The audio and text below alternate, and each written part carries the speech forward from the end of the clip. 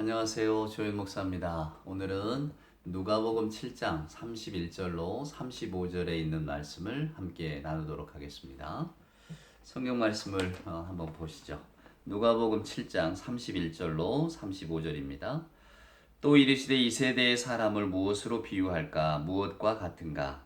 비유하건대 아이들이 장터에 앉아 서로 불러 이르되 우리가 너희를 향하여 피리를 불어도 너희가 춤추지 않고 우리가 곡하여도 너희가 울지 아니하였다 함과 같도다.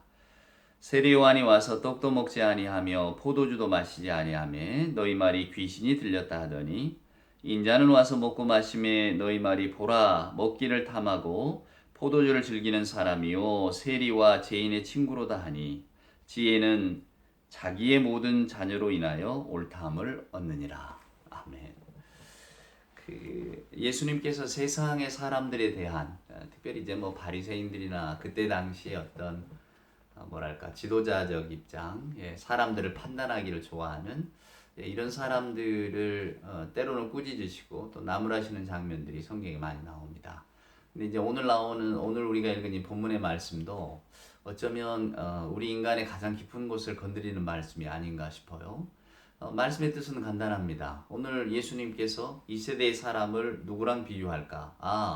함께 놀고 있는 어떤 아이들의 비유를 하는 겁니다. 그러면서 하는 이야기가 피리를 불어도 너희가 춤추지 않고 저는 이 대목을 읽으면 항상 저 어려서 아주 즐겁게 부르고 잘 따라 불렀던 그 가수 송창식 씨의 나는 피리 부는 사나이 노래가 항상 생각이 나요. 또 그 독일의 하멜른의 피리 부는 사나이, 이 피리라고 하는 그 뭐랄까 이미지 자체가 저한테는 그것을 그런 상념을 불러 일으키는데요. 나는 피리 부는 사나이. 참 어려서 그 유행가였지만 그 노래를 친구들끼리 모이거나 뭐 동네 친구들 놀 때 많이 불렀던 기억이 납니다. 까닭도 모르면서 그저 옳은 발을 까닥까닥 하면서 불렀던 생각도 나는데요. 이 피리라고 하는 게 뭘까? 옛적에 예수님 시절의 피리는 그 결혼식 잔치나 이럴 때 부르던 겁니다. 이게 일상의 악기라기보다는 그런 잔치 속에 있는. 그러니까 오늘 지금 옛적에 아이들이 모여서 놀 때 놀이가 없잖아요. 그러니까 결국 노는 게 어른들이 이런 잔치들에서 보고 뭐 이렇게 느꼈던 것, 배웠던 것 이런 거죠. 그러니까 오늘 예수님의 비유 속에 등장하는 이 아이들, 장터의 아이들이 노는 것이 하나는 결혼식이요, 하나는 장례식입니다. 그만큼 이제 뭐 관혼상제 말고는 별로 큰 뭐랄까 이벤트가 없는 시절이었으니까요. 그래서 어찌 됐건 이 일련의 아이들이 한때 아이들이 모여서 놀면서 그 중에 이제는 어떤 아이, 물론 지도자적인 역할을 하는 아이겠죠. 그 아이들이 이렇게 갈라주는 겁니다. 자기 마음대로. 오늘 예수님의 비유는 그거예요. 우리가 이 비유 말씀을 이렇게 뒤집어서 해석하고 알고 계시는 분들이 많아요. 뭐 흔히들 뭐 세상 사람 우리가 전도를 해도 듣지 않는다고, 성경에도 우리가 피리를 부르라고 이야기해도 너희가 듣지 않았다고 그런 말이 있지 않느냐, 뭐 이렇게 인용하시는데 전혀 그런 뜻이 아닙니다. 이건 완전히 뒤바뀐 이야기예요. 그러니까 무슨 이야기냐면 예수님께서 그 아이들 비유 속에서 일련의 아이들이 정한다는 거예요. 자기 멋대로 우리가 오늘 결혼식 놀이 하는 거야. 그럼 우리가 피리를 불 테니까 너희들은 춤추는 역할을 해. 이렇게 일방적으로 이야기를 해놓고 이제 자 우리 피리 분다 춤춰야지. 근데 춤을 안 추니까 야, 니네 왜 춤 안 춰? 이러는 거예요. 그 다음에는 뭡니까? 우리가 아이고 곡을 할 테니까 너희가 눈물을 흘려라. 이렇게 정해놓고는 아이고 하는데 이쪽이 눈물을 안 흘리니까 야, 도대체 왜 너희가 눈물을 안 흘리는 거야? 우리가 눈물을 흘리라고 했으면 흘려야지. 이렇게 나오는 거예요. 그러니까 장터에 놀고 있는 아이들이 서로 합의하고 좋은 마음을 가지고 우리가 서로 한번 재밌게 놀아보자 이런 게 아니고 그 아이들 가운데 일방적으로 무언가를 정해놓고 그것대로 하지 않는다고 해서 지금 비난하는 아이들이 이 세대의 사람들과 똑같다 그 말입니다.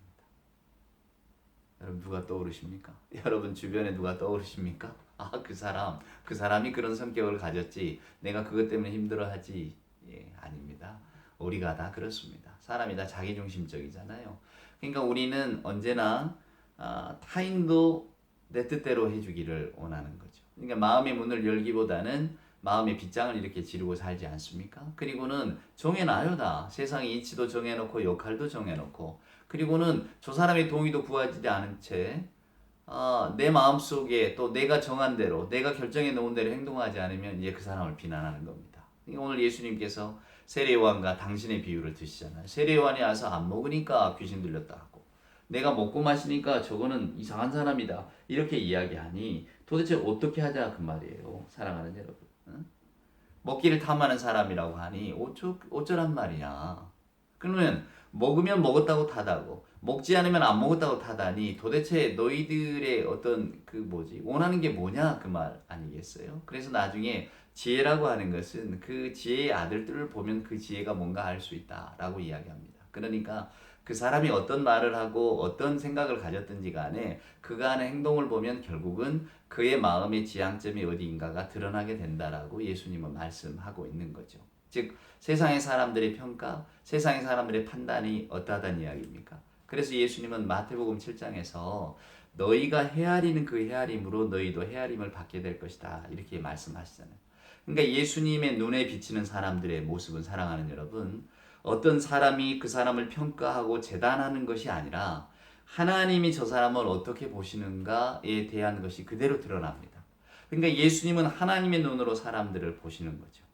여러분, 옛적에 인도의 말입니다. 비노바바베라는 사람이 있었대요. 그래서 네루라고 하는 그 인도의 그 대표적인 정치가가 있잖아요. 감옥에 오래 있었던 그이가 그런 이야기를 했답니다. 만약에 우리 인도가 그때는 영국 식민지였으니까 영국에서 독립한다면 맨 처음에 인도 국기를 들고 인도 국민 앞에 나설 사람은 비노바바베다. 우리는 간디가 아닐까 상상하지만 비노바바베 이 아주 대단한 사람이었다. 이 사람 원래 브라만 계급이었는데요. 21살 때부터 이 계급을 다 내려놨습니다. 인도가 카스트 제도가 유명하잖아요. 그리고 스스로 천민의 어떤 그 생활 속으로 들어간 거예요. 21살 때부터. 그래서 사람들이 많이 존경하고 사랑했죠. 근데 이 사람이 이제 독립운동을 하면서 인도에도 그 아까 말씀드린 대로 카스트라고 하는 계급이 있으니까 지주들이 있지 않겠습니까?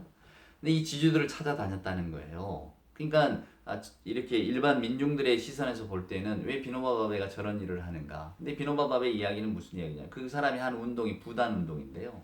그 지주들을 찾아가서 이렇게 이야기했답니다. 당신이 만약에 아들이 5이 있다면 아들에게 재산을 물려줄 것 아니냐? 근데 아들이 6이 있다고 상상을 해라. 그래서 그 재산을 5개가 아니라 6개로 쪼개주라. 그리고 그 마지막 6번째 쪼갠 것은 인도 국민에게, 인도 민중에게 돌려주라. 이렇게 이야기를 했다는 거예요. 부단운동. 그러면서 이제 하는 이야기가 사람의 마음 속에는 누구나 다 선한 구석이 있다.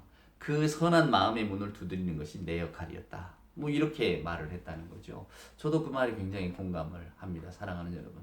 사람이 누구나 어떤 사람의 마음 속에 어떤 선함이 있지 않겠습니까? 근데 우리는 뭐 하나를 보면 열을 알죠. 한 행동을 보고 그 사람을 뭘로 이렇게 규정짓거나 재단하기가 쉽죠. 근데 비노바바베는 직접 그 자리로 내려가서 그들과 민중과 더불어 살면서 실은 그들에게 유익이 될 게 뭔가를 무엇인가를 내가 할 수 있을까를 고민하다가 지주들을 직접 찾아가고 저들도 우리가 똑같은 인간이니까 선한 마음이 있다라고 하는 것을 확신을 갖고 있잖아요. 사랑하는 여러분. 그러니까 이게 대단한 겁니다. 우리가 그 인도 이야기를 하니까 그 간디 보면 간디 사진이 이렇게 물레를 돌리잖아요. 이 물레가 여자 또는 그 아주 천민 계급이 하는 거지 간디 같은 사람이 할 게 아니에요. 근데 그 장면이 그래서 아주 상징적인 겁니다. 간디는 물레를 돌렸다 이거예요. 그건 뭐냐면 인간을 어떤 계급이나 어떤 차별을 가지고 보는 게 아니라 우리는 모두가 다 똑같은 사람입니다라고 하는 것을 보여주는 그의 세계관이자 인간관을 보여주는 거죠. 오늘 우리는 만약에 어떤 사람이 우리를 자기 자신의 잣대를 가지고 대한다면 굉장히 불편할 겁니다. 그리고 그것을 못마땅하게 생각하고 왜 저 사람은 나를 있는 그대로 봐주지 않는가? 항상 이것을 가지고 우리가 고민하죠. 근데 실제로는 그런 고민을 갖고 있는 내가 그럼 다른 사람을 또 어떻게 바라보느냐? 우린 또 반대로 바라보잖아요. 우리 기준을 가지고 우리 잣대를 가지고 왜 당신은 그렇게 살지 않고 행동하지 않느냐고. 그러면서 우리 기준에 벗어나면 비난하는 쪽이지 이해하거나 받아들이는 쪽은 아니잖아요. 아까 제가 드린 말씀을 여러분 기억하십시오. 저도 그게 굉장히 저에게 마음에 울림이 커서 기억하는 말입니다. 누가 했는지는 잊어버렸지만은 예수 그리스도의 눈에서 사람은 어떤 사람이 그 사람을 평가하거나 재단하는 사람으로 비춰지는 게 아니라 하나님이 그 사람을 바라보는 방식으로 비춰지고 있다고 말입니다. 그럼 얼마나 아름다운 세상이 사랑하는 여러분 되겠습니까? 근데 우리는 실제로 이러한 모습들을 갖지를 못하죠. 그러면서 저나 여러분이 피리 부는 아이로 전락을 해서 야, 내가 피리를 부르는데 왜 너희들은 내 말에 따라주지 않는 거야? 뭐 전도하면서도 내가 왜 이 좋은 하나님의 말씀을 전하는데 아니 도대체 이 말씀에 귀를 기울이지 않는 거야? 우리가 이렇게 생각하기가 쉽잖아요. 근데 사랑하는 여러분, 우리가 하나님의 백성이라면 실은 이 마음을 다 내려놔야 됩니다. 저나 여러분이 가지고 있는 성격이 있고 성향이 있잖아요. 사랑하는 여러분. 근데 이것을 어떻게 포기할 수 있겠습니까? 많은 이것보다 더 큰 게 하나님의 말씀이고 오늘도 예수께서는 이 말씀을 통해서 저나 여러분에게 그런 도전을 던져주십니다. 우리나라 이름을 대면 다 알만한 유명한 노동해방운동가가 계셨어요. 있어요. 지금도. 근데 그이가 그 멸치볶음을 안 먹었답니다. 왜 안 먹게 됐는지는 뭐 저는 잘 모르겠어요. 하여간 멸치볶음을 싫어하고 안 먹었대요. 그런데 어느 날 어머니가 그랬대요. 야, 너는 세상에 노동해방운동을 하는 놈이 멸치를 안 먹고 무슨 해방운동을 한다는 거냐? 이러셨다는 거예요. 여러분, 멸치하고 노동해방하고 무슨 상관이 있습니까? 근데 그 어머니 말씀은 폼이 안 난다는 거죠. 노동해방, 그래. 모두가 다, 모두가 인간다운 세상, 모두가 다 사람다운 세상을 살아보자. 뭐 이런 생각을 가지고 있는 사람이, 아, 난 멸치볶음 싫어하니까 안 먹어. 이런 거 자체가 사랑하는 여러분, 그것이 뭐 노동해방을 방해하겠습니까? 많은 폼이 안 난다는 그 어머니의 말씀을 한번 여러분 깊이 한번 생각해 보세요. 저도 지금 웃고 이야기하지만은 그게 실은 제 마음속에 많이 남아있는 이야기입니다. 우리는 어떤 그 그리스도인으로 살면서도 우리들의 성향, 성격을 버리지를 못하잖아요. 내가 매사에 진중하고 또 남의 말 혹은 사회가 규정해 놓은 질서라면 조금이라도 어기기 싫어하는 그런 마음을 가진 사람이라면 우리는 남들이 그런 것을 아무렇지도 않게 범하거나 또 뭐 약속을 지키지 않거나 이러면 굉장히 불편할 겁니다. 그게 사람 마음 아니겠어요? 그래서 그 불편함을 가지고 그 사람을 보려고 하고 그 사람을 판단하려고 합니다. 이게 우리가 가진 죄성 아닙니까? 그 사람을 있는 그대로 봐주지 못하고 우리의 어떤 틀을 정해놓고 너는 이 안에 들어와야 돼. 오늘 바리새인과 서기관 그 시대의 사람들처럼 먹고 마시기를 즐겨하면 즐겨한다고 뭐라 하고 안 먹으면 안 먹는다고 뭐라 하고 오로지 내 기준에 맞춰야 되는 마치 그리스 신화에 나오는 프로테스크의 침대 같지 않습니까? 예. 프로크루테스가 어떻게 합니까? 그냥 이렇게 그 거인이 지나가는 사람 잡아놓고 자기 침대에 눕힌 다음에 사랑하는 여러분 자기가 거인이잖아요. 대부분 짧았겠지. 이게 짧으면 늘려 죽이고 길면 잘라 죽이고 이게 크루스테스의 침대 아닙니까? 유명한 이야기죠. 그러니까 우리는 다 그런 어떤 선입관 속에 산다는 겁니다. 내 기준을 가지고 바라보고 내 기준을 가지고 판단을 하고 우리가 바라보는 세상의 질서라든가 심지어는 사람에 대한 평가까지도 그게 얼마나 그게 사랑하는 여러분 어둡겠어요. 한계가 있고. 근데 우리는 그것이 진리인 줄 알고 진실인 줄 알고 또 내가 내 경험칙상 그게 맞아. 뭐 이러면서 살아가는 경우가 굉장히 많죠. 자기 기준이 뚜렷하다는 거 뭐 좋은 일이죠. 기준이 없는 것보다 낫겠지만은 그러나 내 기준이 뚜렷하고 또 내 성격이 분명하기 때문에 사랑하는 여러분 오히려 하나님의 말씀 또 예수 그리스도께서 말씀하신 것처럼 하나님의 눈에 비친 사람으로 봐주라 하는 것에 걸림돌이 되거나 방해가 되는 일이 있지 않겠습니까? 우리는 뭐 우리 성격을 어찌할 수가 없습니다. 그러나 냅둬라 내 성격대로 삶아 이런 말을 하기보다 야 그래 내가 성격대로 살면 하나님의 말씀 하나님을 믿는 사람으로 산다는 게 좀 폼이 안 나겠지? 그러니까 나는 그렇게 살고 싶지만 에이 그래 또 주께서 이렇게 사람을 보라 하시니 그래 내가 한번 다 내려놓고 아까 비노바바베처럼 다 어떤 사람을 비난해도 아니야 저 사람에게도 선한 구석이 있을 거야. 그래서 그 선한 구석을 봐주려고 애쓴다면 뭔가 좀 새롭고 신선한 것이 우리에게 오지 않을까. 예수님의 시선을 닮아가는 우리가 아닐까요? 마지막으로 오늘은 김준태라고 하는 분의 시를 하나 소개할까 합니다. 아주 쉬워요. 근데 이 시를 읽고 나서 저도 마음이 뭉클했습니다. 형제라는 시입니다. 제가 한번 읽어드릴게요.